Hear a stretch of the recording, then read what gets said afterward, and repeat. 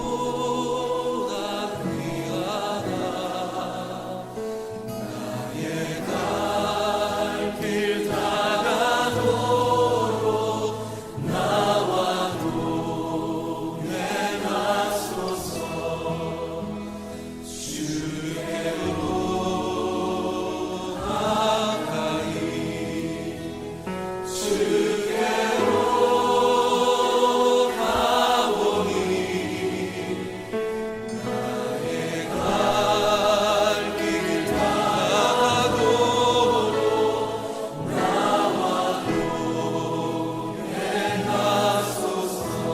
세상 부귀 안일함과 모든 명예 버리고 험한 길을 가는 동안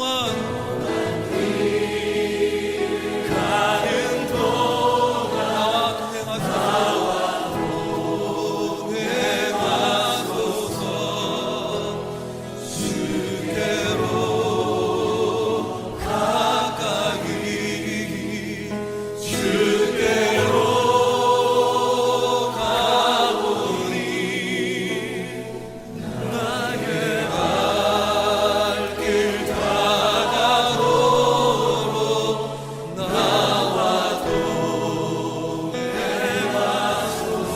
어두운 골짜 지나가며 험한 바다 건너서 천국 문에 이르도록 나와 동행하소서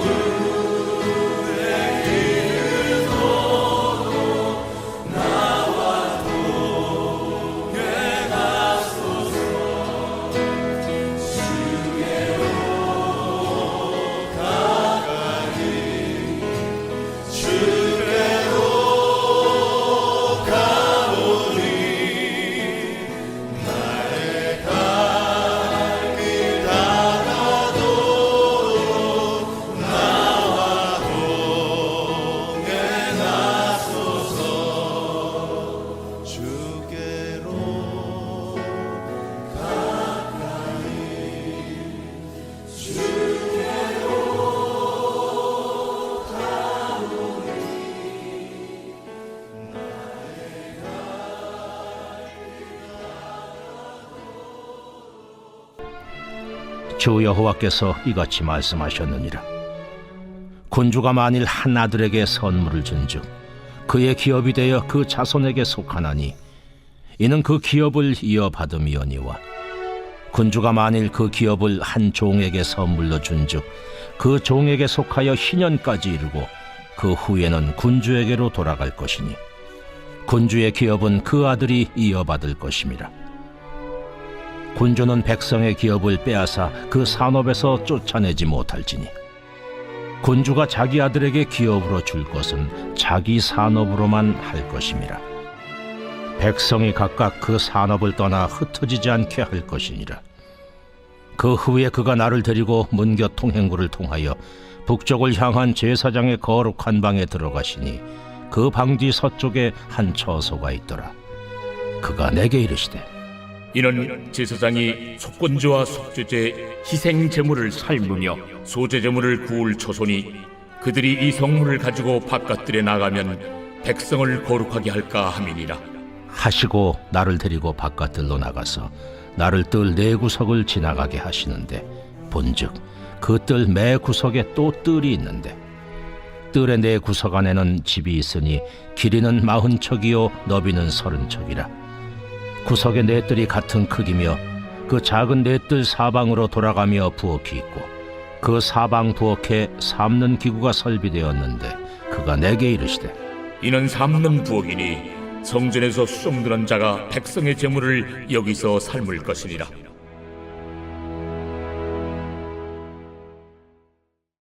(8월 26일) 수요일 6.19 온전한 기도에 오신 여러분을 환영합니다. 구약의 요한계시록이라 불리는 에스겔은 과거에 일어난 일의 예언도 기록되어 있지만 아직 나타나지 않은 다가올 미래와 마지막 날에 대한 묵시라는 것을 알 수 있습니다. 과거 고대 근동의 한 획을 그었던 바벨론이나 아수르, 이집트, 마곡과 같은 나라들. 그들의 특징은 이스라엘과 원수였고 이스라엘과 하나님을 조롱했습니다. 하지만 영원할 것 같고 거대해 보이던 이방 국가들은 하나님의 공의의 심판에 맥없이 쓰러져 역사에서 사라졌습니다. 에스겔 후반부에 들어오면서 하나님은 이 땅에서 그 누구도 보지 못한 성전을 보여주시고 각종 규례들을 세우셨습니다. 성경에는 단 한 구절도 우연히 기록된 것이 없습니다. 에스겔 후반부에 나타난 하나님의 비전 속에는 인류 구원의 역사 전체를 관통하는 놀라운 복음의 비밀이 숨겨져 있습니다. 에스겔 40장부터 48장까지 이어지는 웅장한 성전 환상과 그 대단원의 막을 내리는 자리를 말하는 오늘 본문에서 하나님은 다름 아닌 군주의 땅 문제와 부엌 이야기를 보여주십니다. 그 이유는 바벨론이 포로로 끌려가 모든 것을 잃고 절망한 백성들을 향해 하나님은 장차 오실 메시아를 통해 회복될 영원한 기업과 풍성한 식탁 교제를 보여주시면서 소망을 주셨습니다. 재밌게도 그 비밀은 본문에 사용된 히브리어 단어 하나하나에 쓰여져 있습니다. 에스겔은 그냥 아무 단어를 쓴 것이 아니라 특정한 단어들을 골라 쓰면서 그 단어에 하나님의 메시지를 담았습니다. 오늘 본문을 통해 예수 그리스도의 초림과 재림 사이를 살아가는 우리가 어떤 신분을 가진 자이며 오늘 나의 일상에서 어떤 사명을 감당해야 되는지 함께 나누고자 합니다. 본문 16절, 17절을 보면 군주가 자신의 기업을 나눠줄 때 두 가지 다른 기준이 적용됩니다. 먼저 군주는 자신의 아들에게 준 기업은 영원히 아들의 소유가 됩니다. 하지만 신하에게 준 기업은 자유의 해인 희년이 되면 그 기업은 다시 군주에게로 돌아갑니다. 여기서 기업으로 번역된 히브리어 나할라라는 단어가 있습니다. 이 단어는 성경에서 아주 특별하게 사용됩니다. 광야 이후 가나안 땅에 들어간 이스라엘은 스스로 땅을 사거나 정복한 것이 아니라 하나님께서 제비를 뽑아 지파마다 나누어 주신 땅을 받았습니다. 그래서 본문에 반복해서 등장하는 나할라는 단순한 재산이 아니라 하나님께서 값없이 나눠주신 선물을 뜻합니다. 레위기 25장 23절은 이렇게 말합니다. 토지를 영구히 팔지 말 것은 땅은 다 내 것임이니라. 이 단어가 신약에 가면 유업이라는 말로 이어집니다. 베드로전서 1장 4절은 우리가 받을 것을 썩지 않고 더럽지 않고 쇠하지 아니하는 유업이라고 부릅니다. 구약에서 유업은 땅으로 표현되었지만 신약에서 유업은 하늘의 영원한 기업을 가리킵니다. 결국에 이 단어 하나가 우리에게 말해주는 것은 이것입니다. 우리가 가진 모든 것, 심지어 구원조차도 우리가 노력해서 얻은 것이 아니라 하나님께서 값없이 나눠주신 선물이라는 것입니다. 그런데 이 본문에서 정말 중요한 차이는 아들에게 준 기업은 영원히 기속되지만 신하에게 준 것은 희년까지만이라는 것입니다. 이것은 예수님이 요한복음 8장 35절에서 하신 말씀과 정확하게 같은 논리입니다. 종은 영원히 집에 거하지 못하되 아들은 영원히 거하나니. 종의 신분으로는 아무리 노력해도 결코 영원한 기업을 소유할 수 없습니다. 오직 아들의 자리에 들어가야만 그 기업이 영원히 보장됩니다. 구약에서 장자의 자리는 태어난 순서가 아니라 하나님의 선택으로 정해졌습니다.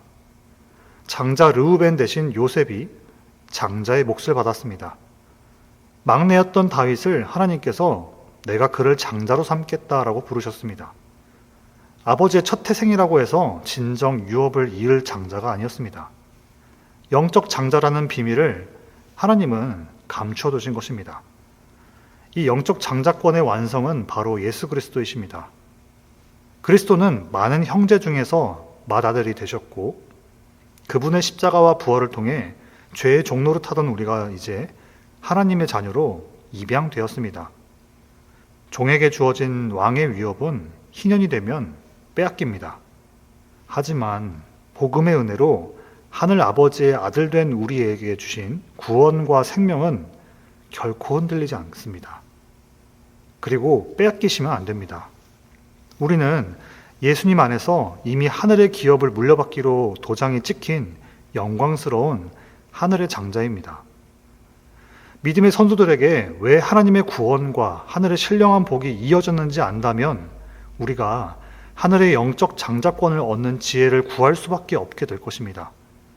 하나님의 심판의 때에 심판받지 않고 보호받으며 하늘의 유업을 받는 장자들, 육신의 장막에 거주하는 동안 형편이 흔들리고 몸이 쇠약해져도 하늘에 기록된 신분은 결코 취소되지 않습니다.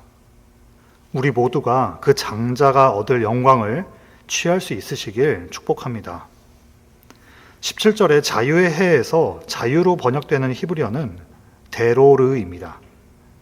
이 단어는 성경 전체에서 몇 번밖에 나오지 않는 단어인데 그 쓰임엔 흥미로운 포인트들이 있습니다. 먼저 레위기 25장 10절에서 희년을 선포할 때 이 단어가 처음 쓰였습니다. 그런데 예레미야 34장을 보면 시드기야 왕이 종들에게 이 자유를 선포했다가 다시 마음이 바뀌어 그들을 도로 종으로 삼는 일이 벌어집니다.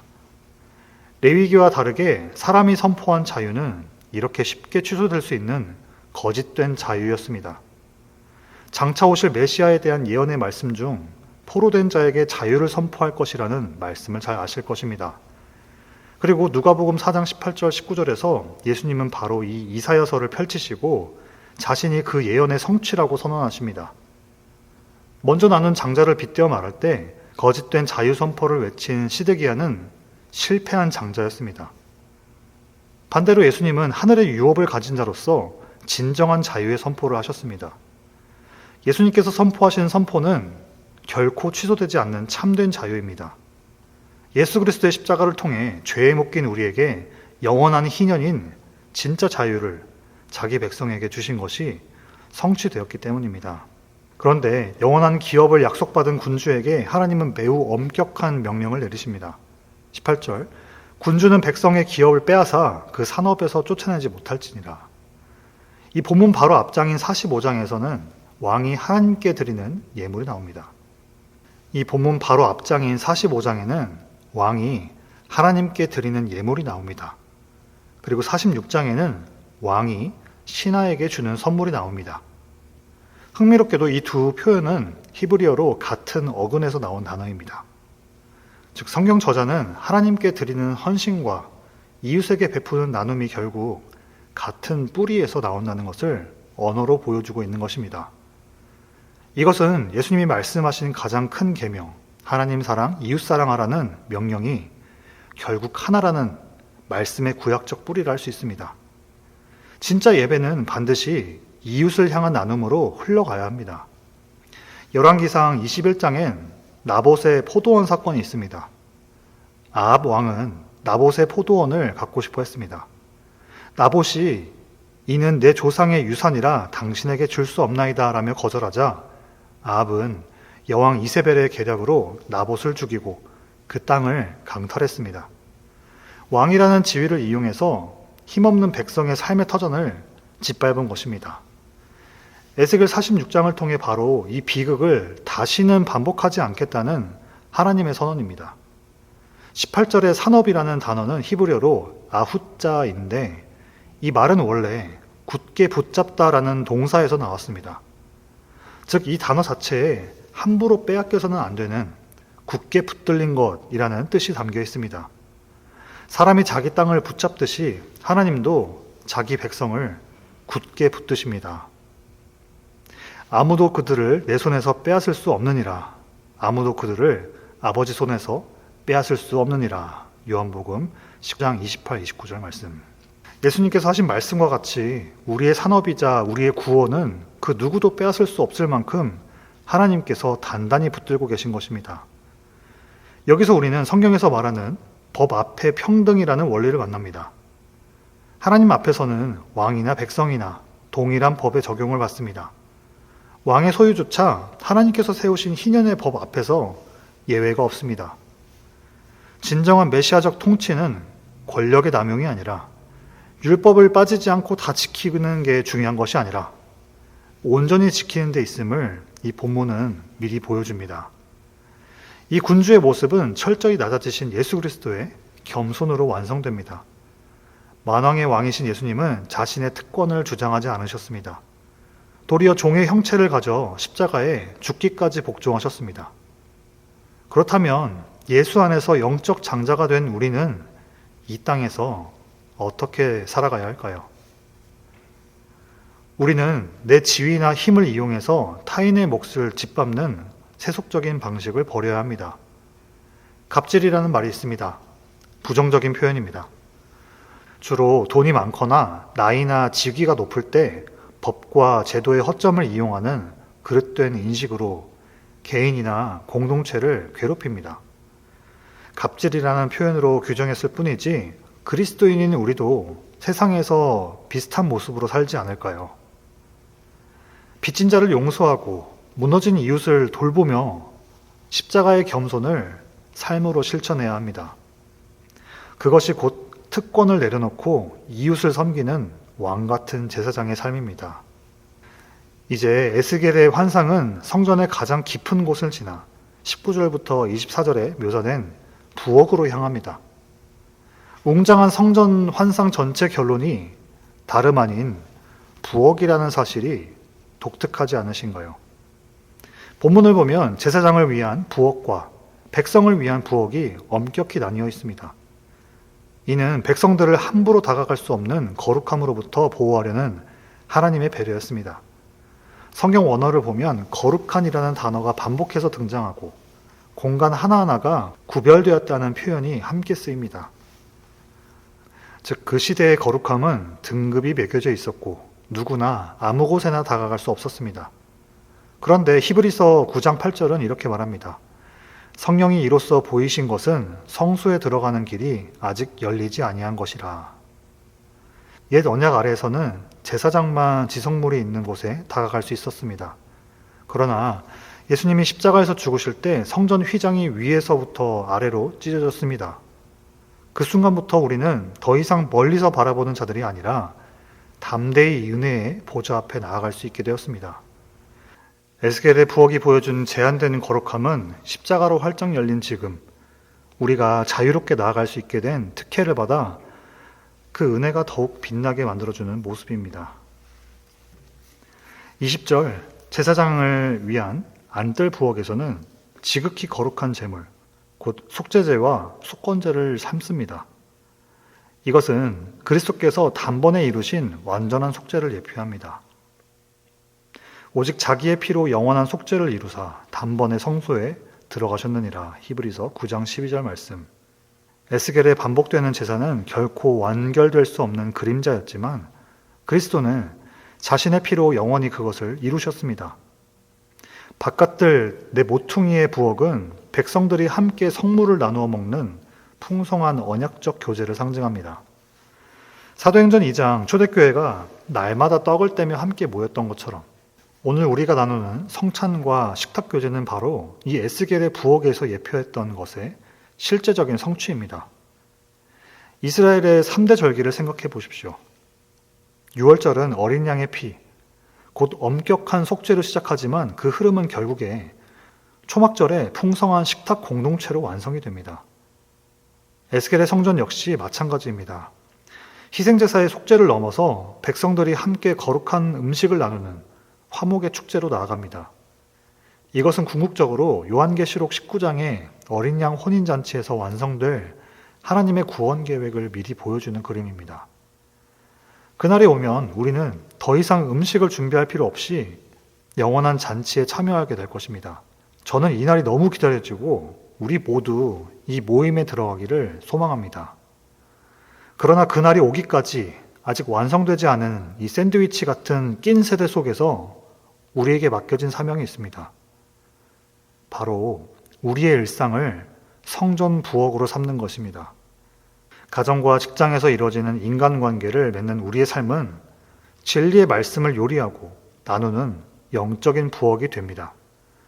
우리는 나 혼자 은혜 받고 끝나는 자들이 아니라 성전의 하급 직원들처럼 부지런히 복음의 양식을 준비해서 이웃의 영혼을 먹이고 살려내는 부엌지기들입니다.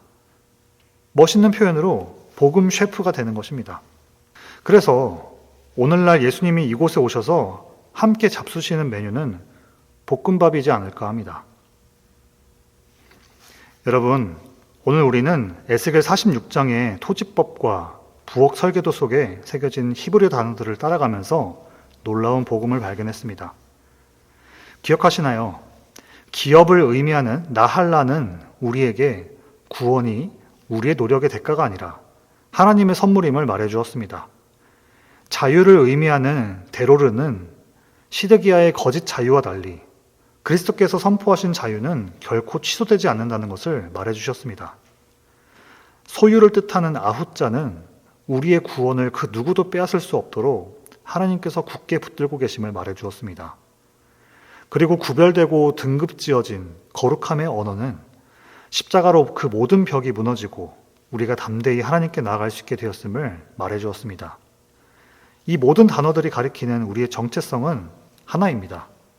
우리는 하늘을 향해서는 흔들리지 않는 기업을 소유한 위대한 영적 장자가 되어야 합니다. 그러나 이 땅을 향해서는 어린 양의 혼인잔치가 오기까지 이웃을 향해서 영적 식탁을 차려내는 겸손한 부엌지기, 복음의 셰프입니다. 우리는 사도 베드로의 고백처럼 나그네와 행인으로 이 땅을 살아갑니다. 우리는 세상이 알지 못하는 영원한 소속감이 있기 때문에 세상의 위협 앞에 당당할 수 있습니다. 그리고 동시에 이웃을 긍휼히 여기면서 진리의 떡을 떼어주는 섬김의 자리로 담대히 나아갈 수 있습니다. 이번 한 주간 여러분이 머무시는 일터와 가정의 부엌에서 예수 그리스도의 생명의 양식을 풍성히 요리하여 나누시길 바랍니다. 특권은 십자가 앞에 내려놓고 은혜와 자유는 이웃에게 흘려보내는 참된 왕 같은 제사장의 삶을 살아내시기를 예수님의 이름으로 축원합니다. 같이 기도하시겠습니다. 은혜와 진리가 충만하신 주님, 기업을 줄 자, 하늘의 영적 장자의 원형이신 예수 그리스도를 통해 우리에게 자녀된 은혜를 알게 하시니 감사합니다. 그날이 되면 구원받지 못한 자들은 받은 복을 빼앗기지만 자녀로 삼아주신 하나님의 한량없이 크신 은혜로 영원히 주님의 유업을 약속하시니 감사드립니다. 우리가 이 땅에서 유업을 내 소유로 움켜쥐는 욕심을 내려놓게 하시고 오늘 하루 저희 삶을 통해 예수님처럼 복음의 식탁을 준비해 이웃에게 하나님의 사랑을 전하는 하루가 되게 하여 주옵소서. 교회를 위해서 기도합니다. 우리 교회가 이 풍성한 영적 식탁 교제를 나누는데 인색하지 않은 교회 되게 하여 주옵소서. 우리가 주님을 사랑하는 마음으로 서로 사랑케 하셔서 한어부와 영어부 그리고 모든 팀과 목장사역에 복음으로 회복의 역사를 경험케 하여 주옵소서. 이 사랑을 경험한 모든 성도 한 명 한 명이 각자의 삶으로 돌아가 하늘의 영적 식탁을 준비해 이웃을 섬기게 하시고 소외된 자, 가난한 자, 몸과 영이 병든 자들에게 하늘의 위로를 나누는 교회가 되게 하여 주옵소서. 온 열방에 이 사랑이 필요한 곳이 너무 많습니다. 전쟁과 자연재해로 그리고 이기적이고 무능한 정부로 인해서 무너져가는 모든 곳에 주님의 사랑과 회복이 전해지도록 교회를 깨우시고 사용하여 주옵소서. 주께서 각 세계와 지역에 보내신 선교사님들 영육간 강건케 하시고 복음의 선포가 끊이지 않고 귀한 열매 풍성히 누리면서 하나님께 영광 돌리는 모든 곳 되게 하여 주옵소서. 예수님의 이름으로 기도드립니다. 아멘. 하늘에 계신 우리 아버지여, 이름이 거룩히 여김을 받으시오며 나라가 임하시오며 뜻이 하늘에서 이루어진 것 같이 땅에서도 이루어지이다. 오늘 우리에게 일용할 양식을 주시옵고 우리가 우리에게 죄 지은 자를 사하여 준 것 같이 우리의 죄를 사하여 주시옵고 우리를 시험에 들게 하지 마시옵고 다만 악에서 구하시옵소서. 나라와 권세와 영광이 아버지께 영원히 싸움나이다. 아멘.